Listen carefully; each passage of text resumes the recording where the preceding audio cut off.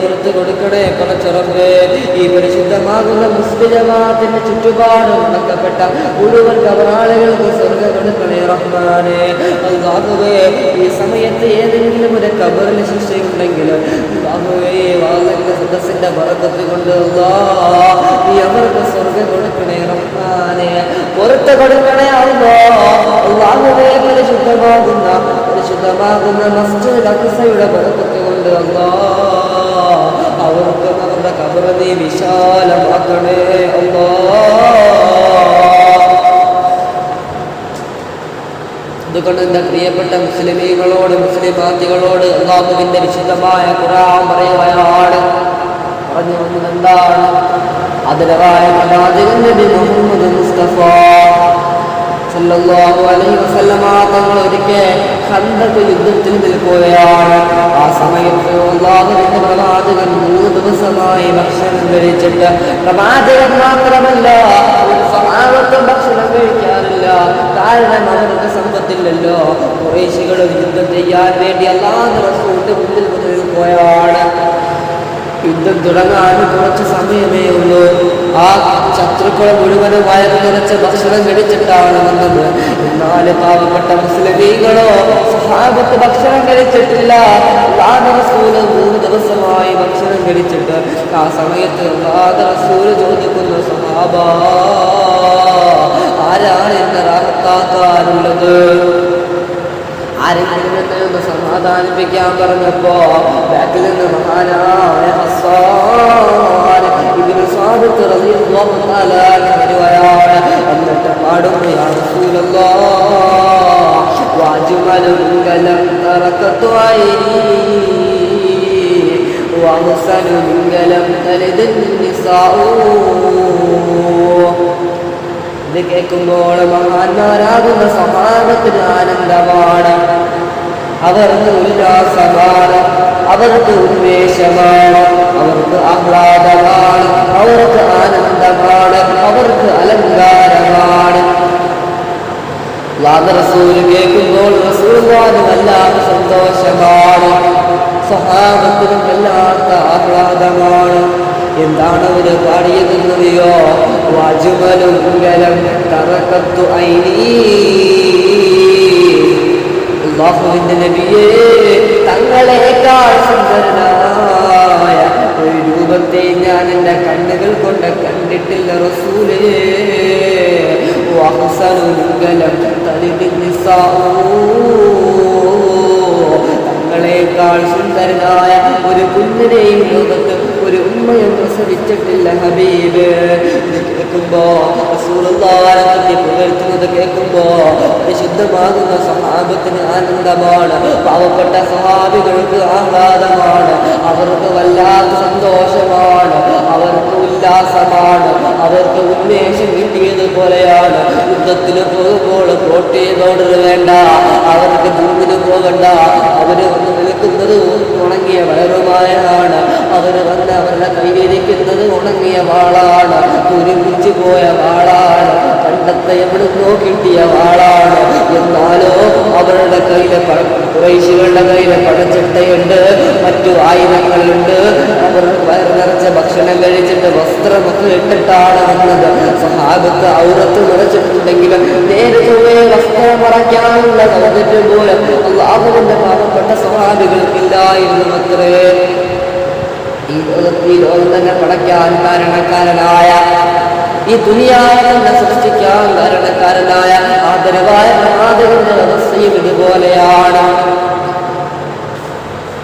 അല്ലാഹുവിന്റെ പ്രവാചകന് അവിടെ നിന്ന് മനസ്സ് വെച്ചായിരുന്നെങ്കിൽ ദുനിയാവിന് അമ്പാനേക്കാൾ ഏറ്റവും വലിയ ധനികനായി മാറുമായിരുന്നു അത്രേ.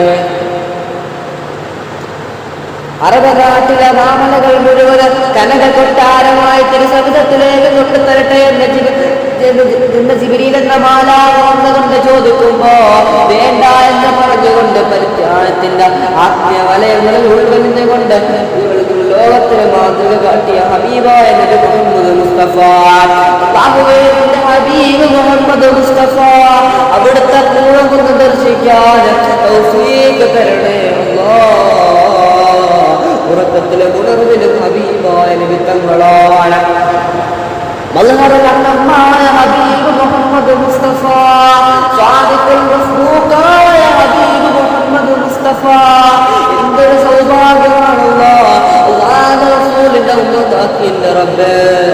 അല്ലാഹുവേ, അവിടുത്തെ സഹാബത്ത് ഞങ്ങളെ ആക്കിയില്ല, അവിടുത്തെ സഹാബത്തിൽ ഞങ്ങളെ പെടുത്തിയില്ല, ബദരീകളിൽ ഞങ്ങളെ പെടുത്തിയില്ല, ഉഹദീകളിൽ ഞങ്ങളെ പെടുത്തിയില്ല, ഖന്ദഖീകളിൽ ഞങ്ങളെ പെടുത്തിയില്ല. അവിടുത്തെ ഒരു വിധത്തിൽ അവരത്ത് ഞങ്ങളെ കാണാൻ കഴിഞ്ഞില്ല. എന്തിനാണ് ഇപ്പോൾ പോലും സ്വപ്നത്തിലെ കാണാൻ കഴിയുന്നില്ല റബ്ബേ.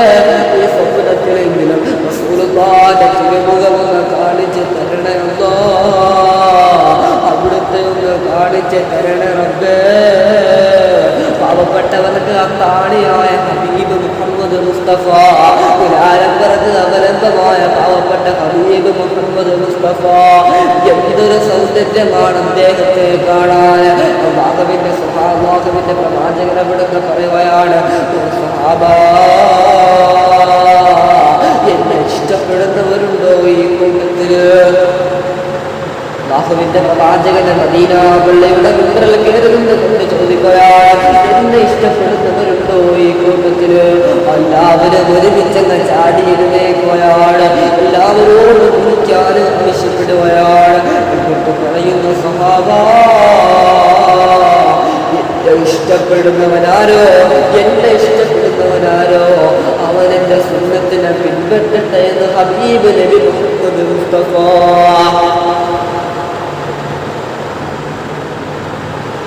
സുന്നത്ത് പറയുമ്പോൾ നമ്മൾ സുന്നത്ത് ചെയ്യാറുണ്ട്, എല്ലാവരും സുന്നത്ത് ചെയ്യാറുണ്ട്. ഈ പള്ളിയെപ്പോലെ നീ എടാ ചെങ്ങായി നീ പല്ല് തേക്കൂല, പല്ല് തേക്കുമ്പോൾ റസൂലുള്ളാഹിന്റെ സുന്നത്താണ് നിയ്യത്ത് വെച്ചാൽ ആ പല്ലിന്റെ സുന്നത്തിന്റെ കൂലിയാണ്. ആ പല്ല് തേച്ചില്ലേ അതിന് സുന്നത്തിന്റെ കൂലിയാണ്. നീ ബാത്റൂമിൽ കയറുമ്പോൾ ഇടത് കാല് വെച്ച് കയറി, തിരിച്ച് വരുന്നപ്പോൾ വലത് കാല് വെച്ച് കയറി, തലയിൽ കൂടെയിട്ട് ഇതൊക്കെ ചെയ്യുമ്പോൾ നിന്റെ മനസ്സിൽ അറിയാതെ വന്നു, അറിയാതല്ല നിന്റെ മനസ്സിൽ വന്നു, ഇത് റസൂലുള്ളാഹിന്റെ, ഇത് ഹബീബായ നബി തങ്ങളുടെ സുന്നത്താണ് എന്ന് വന്ന സമയത്ത് റസൂലുള്ളാഹിന്റെ സുന്നത്താണെന്ന് വന്നപ്പോൾ അതിന്റെ സുന്നത്തിന്റെ കൂലിയാണ്.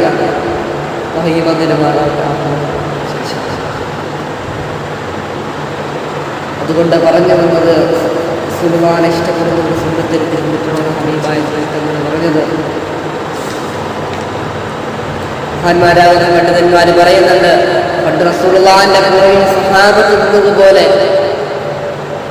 ഇമാം ഷാഫി റഹ്മത്തുള്ളാഹി, ഇമാം അബൂ ഹനീഫത്തുൽ കൂഫി റഹ്മത്തുള്ളാഹി അടക്കമുള്ള വലിയ വലിയ പണ്ഡിതന്മാരായ ഇമാമികൾ പറയുന്നുണ്ട്, പണ്ട് റസൂലുള്ളാഹിന്റെ പിന്നിൽ സഹാബത്ത് എങ്ങനെയാണോ നിന്നത് അതുപോലെ ഇപ്പോഴത്തെ ഉലമാക്കളുടെ മുന്നിൽ, അക്കാലഘട്ടത്തിലുള്ള ഉലമാക്കളുടെ മുന്നിൽ മറ്റു ഉമ്മത്തികൾ നിൽക്കണമെന്ന് മഹാന്മാരാകുന്ന പണ്ഡിതന്മാർ പഠിപ്പിക്കുന്നുണ്ട്. നമ്മുടെ ഉലമാക്കളാരാണ്? സുൽത്താനുൽ അല്ലാഹുവെ പടച്ചറബ് സുൽത്താനുൽ കാന്തപുരം ഉസ്താദ് അല്ലാഹുവെ നീ ആഫിയത്തുൽ കൊടുക്കണേ റഹ്മാനെ, ഇസ്സത്ത് കൊടുക്കണേ റഹ്മാനെ. എടാ, ഇന്ത്യൻ ഗ്രാൻഡ് മുഫ്തിയായത് അദ്ദേഹത്തിന് ആകണമെന്ന് ആഗ്രഹമുണ്ടല്ല, അല്ല കൊടുത്തതാ. എങ്ങനെ? അദ്ദേഹത്തിന് 1 ലക്ഷം ദീനിനെ വളർത്തണം. അഹ്ലു സുന്നത്ത് വൽ ജമാഅത്ത് കേരളത്തിൽ നിന്നല്ല, ഇന്ത്യയിൽ നിന്നല്ല, ലോകത്ത് നിലനിൽക്കണമെന്ന ആഗ്രഹത്തിന്റെ പേരിലാണ് സ്വന്തം മക്കൾ പോലും വീട്ടിൽ പട്ടിണി കിടന്ന സമയത്ത് പല രാജ്യങ്ങളിൽ പോയ ആളുകൾ നാക്കാൻ നിന്ന പാവപ്പെട്ട സുൽത്താനുകളുള്ള കാന്തപുരം അദ്ദേഹത്തിന് ആസ്വദിക്കുന്നതാണ്. ആ തണൽ ആസ്വദിക്കാൻ ഇനിയും ഭാഗ്യം തരണേ റഹ്മാനെ.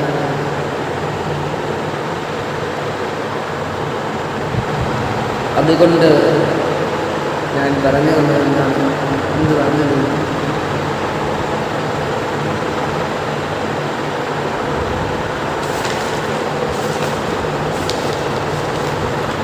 വിസാലത്തിന്റെ ധ്യാനത്തിലെ വർണ്ണസുഗന്ധമേ പുഷ്പമേ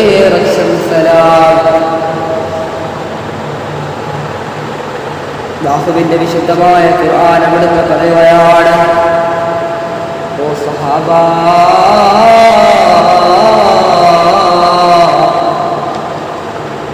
കുറിച്ച് എൻ്റെ അള്ള എന്നോട് പറഞ്ഞതെന്നറിയോ സ്വഹാബ?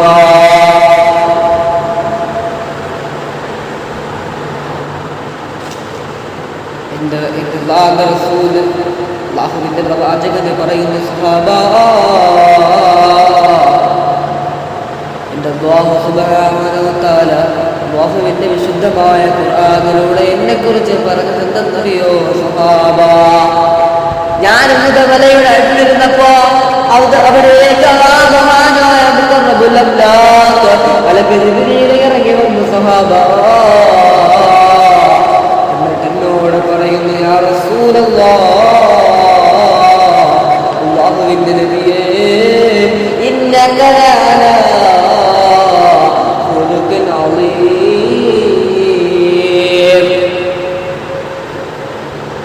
അല്ലാഹുവിൻ്റെ നബിയേ, തങ്ങൾ മഹത്തായ സ്വഭാവത്തിന്മേലിലാണ്, തങ്ങൾ ഉത്കൃഷ്ടമായ സ്വഭാവത്തിന് മേലിലാണെന്ന് അല്ലാഹുവിൻ്റെ വിശുദ്ധമായ ഖുർആൻ. തീർന്നില്ല, പിന്നെയും അവിടുന്ന് പറയുകയാണ്, വലൗ കുന്ത ഗലീദ ഖൽബി ലൻഫളൂ മിൻ ഹൗലിക.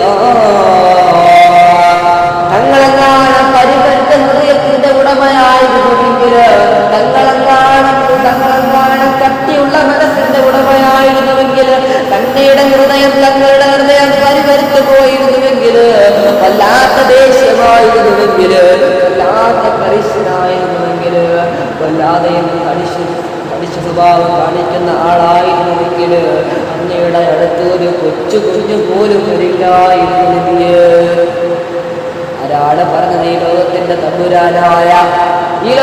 തമ്പുരാനായ ജഗന്നിയന്താവായ സർവേശ്വരനായ സർവാധിപതിയായ പരിപാലകനായ പടച്ചിറപ്പുണ്ടല്ലോ, ആ റബ്ബിന്റെ മുന്നിൽ ഒരുപാട് സമയം പാദരാത്രികളിൽ സുജൂദിൽ കിടന്ന പ്രവാചകന്റെ കഥയാണ് പറയുന്നത്. മഹാന്മാരാകുന്ന പണ്ഡിതന്മാര്, അതുപോലെയുള്ള സഹാബത്ത് പറയുന്നുണ്ട്, അല്ലാഹുവിന്റെ റസൂൽ ഉണ്ടല്ലോ, നിസ്കരിച്ച് തന്റെ കാലയ്ക്ക് നീര് കെട്ടി വിയർക്കുമായിരുന്നു അത്രേ. ഹദീസിൽ മഹാനായ ആയിഷ മഹദിയായ ആയിഷ ബീവി പറയുന്നുണ്ട്, ഓ സഹാബ, എൻ്റെ അല്ലാഹുവിന്റെ റസൂൽ ഉണ്ടല്ലോ സഹാബ,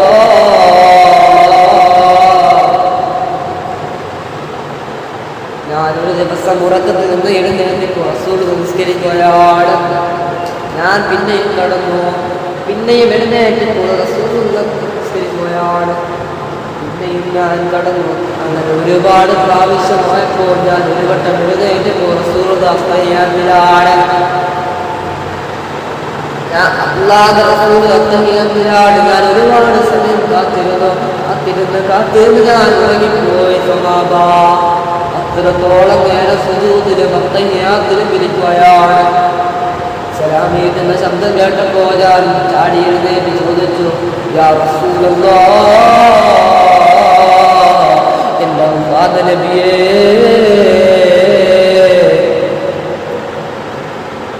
അങ്ങക്ക് അല്ലാഹു സ്വർഗം തന്നില്ലേ നബിയേ, അങ്ങക്ക് അല്ലാഹു സ്വർഗം തന്നില്ലേ നബിയേ, പിന്നെ എന്തിനാ നിസ്കരിക്കുന്നത്?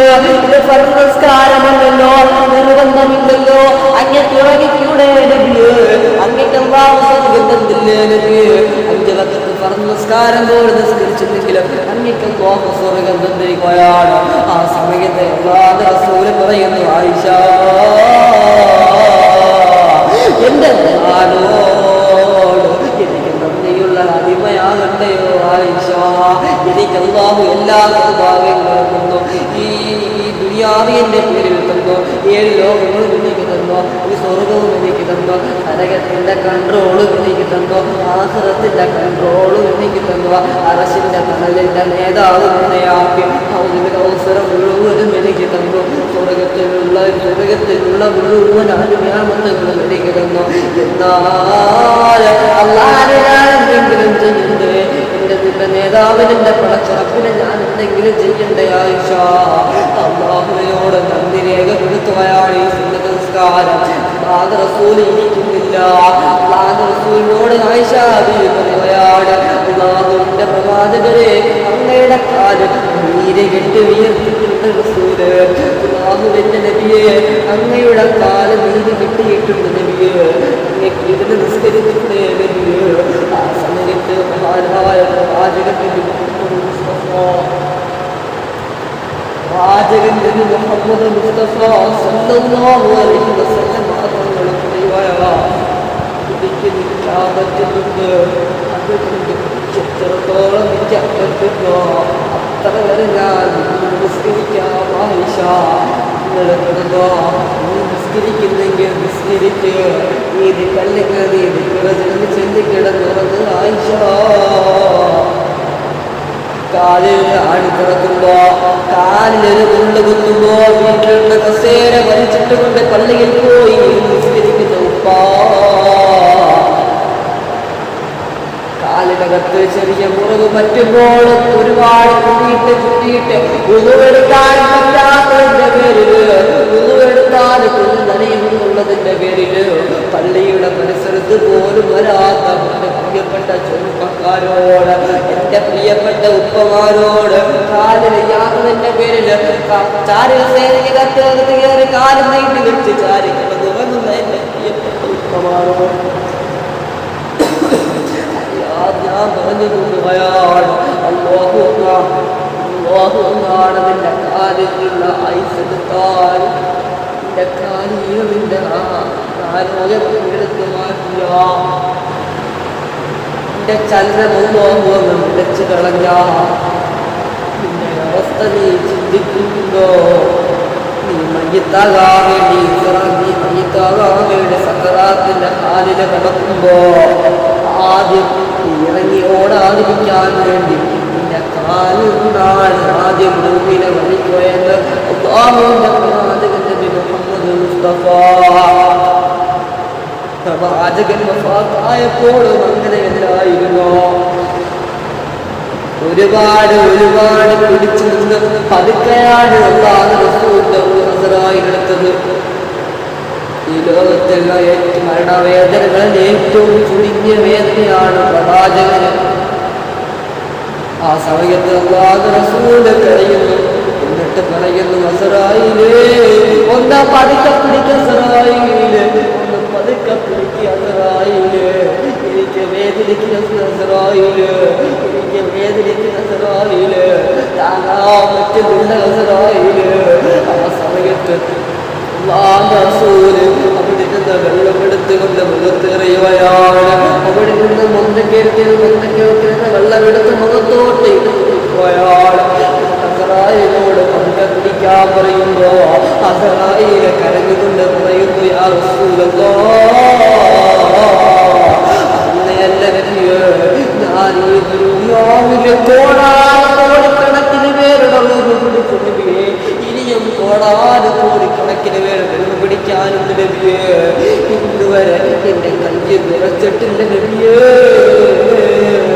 അങ്ങയുടെ റൂഹ് പിടിക്കുമ്പോ എന്റെ കയ്യ് നിറയ്ക്കുന്ന നബിയേ, ഇതിലും പതുക്കെ റൂഹ് പിടിക്കാൻ എനിക്കറിയത്തില്ല നബിയേ. അത്രത്തോളം വേദനയാണെങ്കിൽ ഈ പാപിയായ, ഈ വ്യഭിചാരിയായ, ഈ കള്ളുകുടിയനായ, ഈ തോതിവാസിയായ, ഈ പലിശ തിന്നുന്നവനായ, ഈ കള്ള് കുടിക്കുന്നവനായ, മറ്റു ലഹരി തിന്നുന്നവനായ, ഈ സിഗരറ്റ് വലിക്കുന്നവനായ, അതുവേ പരദൂഷണം പറയുന്നവനായ, അസൂയ പറയുന്നവനായ, ഫിത്ന കാണിക്കുന്നവനായ ഇവന്റെ അവസ്ഥ എങ്ങനെയെന്ന് നീ ചിന്തിച്ചിട്ടുണ്ടോ? പാപിയായ എന്റെ അവസ്ഥ ഞാൻ ചിന്തിച്ചിട്ടുണ്ടോ? പാപികളായ നിങ്ങളുടെ അവസ്ഥ നിങ്ങൾ ചിന്തിച്ചിട്ടുണ്ടോ? ഞാനും നിങ്ങളും അറിയുന്നില്ലല്ലോ. എന്റെ പ്രിയപ്പെട്ട ചെറുപ്പക്കാരാ, ചിരിക്കുമ്പോ, ചിരിക്കാൻ വരുമ്പോ, ചിരി വരുമ്പോ കാലിൽ കിടക്കുന്ന ചെരുപ്പിനെ ഒന്ന് നോക്കണേ ചെറുപ്പക്കാരാ.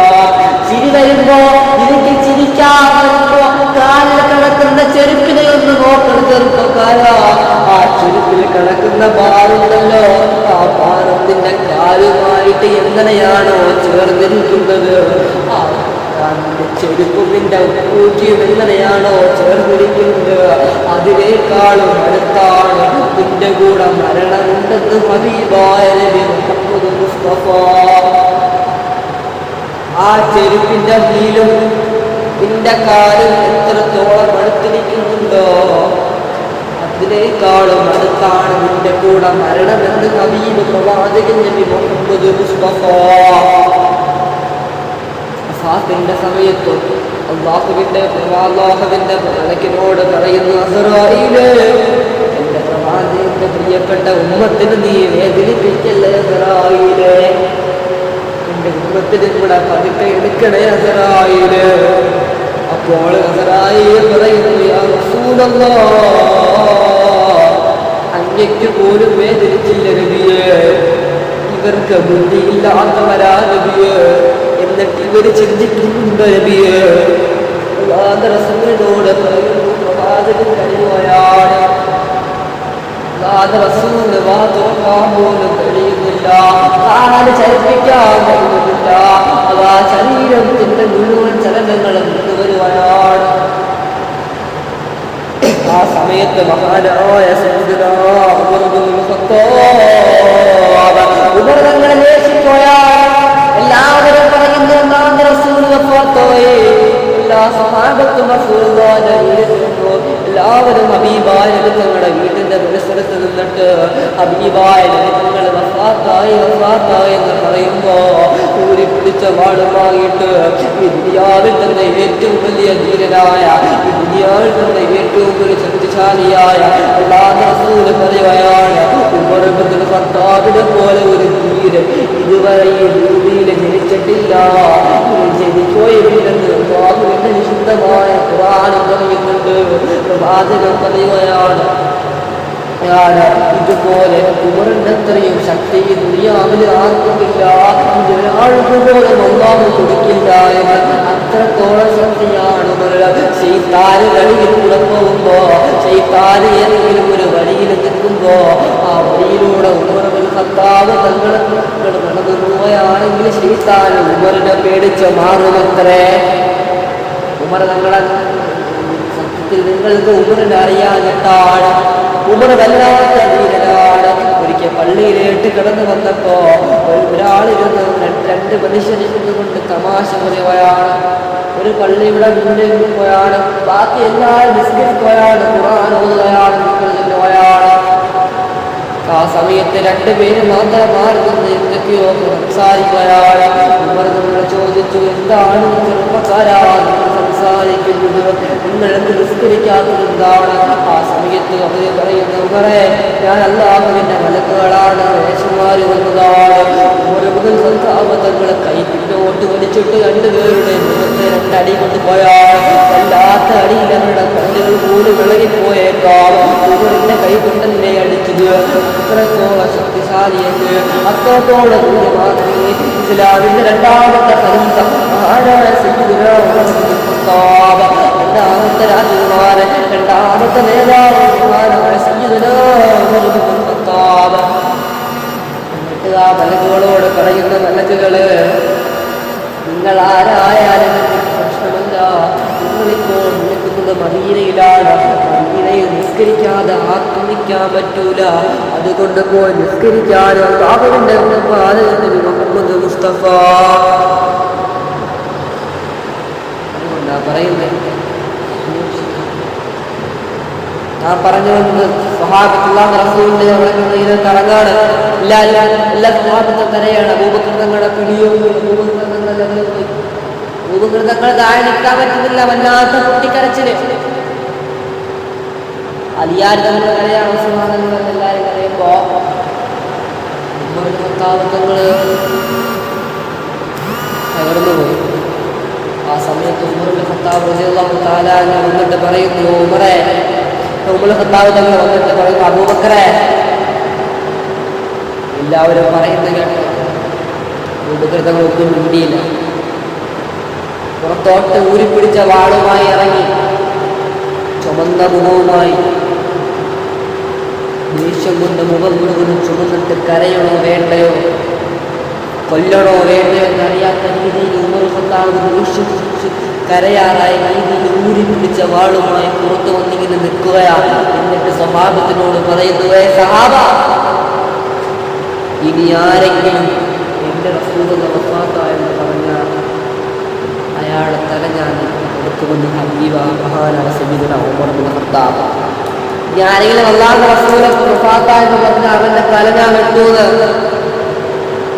അല്ലാഹുവിന്റെ റസൂൽ വഫാത്തായിട്ടില്ല. മഹാനായ സയ്യിദുന മൂസാ നബി അലൈഹിസ്സലാം അല്ലാഹുവിനെ കാണാൻ വേണ്ടി ഉറങ്ങിയതുപോലെ എൻ്റെ റസൂൽ എന്ന് ഉറങ്ങുക എന്ന് പറഞ്ഞ് സമാധാനിക്കുന്നു. സഹാബത്തൊന്നും മുന്നില്ല, കാരണം ഉമറിന്റെ സ്വഭാവം അറിയാം. സത്യമല്ലെങ്കിൽ ഉമർ വെട്ടിക്കളയും, നീതിമാനാണ്. അതുകൊണ്ട് ഉമറിൽ ഖത്താബ് വെട്ടും. ആ സമയത്ത് അബൂബക്കർ തങ്ങൾ വന്നിട്ട് പറയാ, എന്താ ഉമറെ ഭ്രാന്തായ എനിക്ക് ഭ്രാന്താണ് ഉമറെ.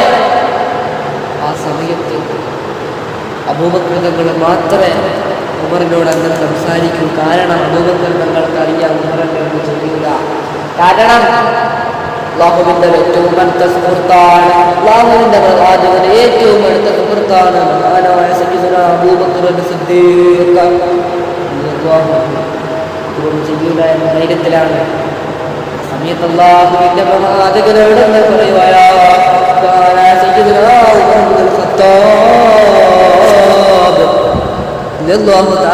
അബൂബക്കർ തങ്ങളോട് പറയുന്നു, അബൂബക്കറെ നമ്മുടെ റസൂലുള്ളാഹി വഫാത്തായി അല്ലേ അബൂബക്കർ? ആരാ പറയുന്നത്?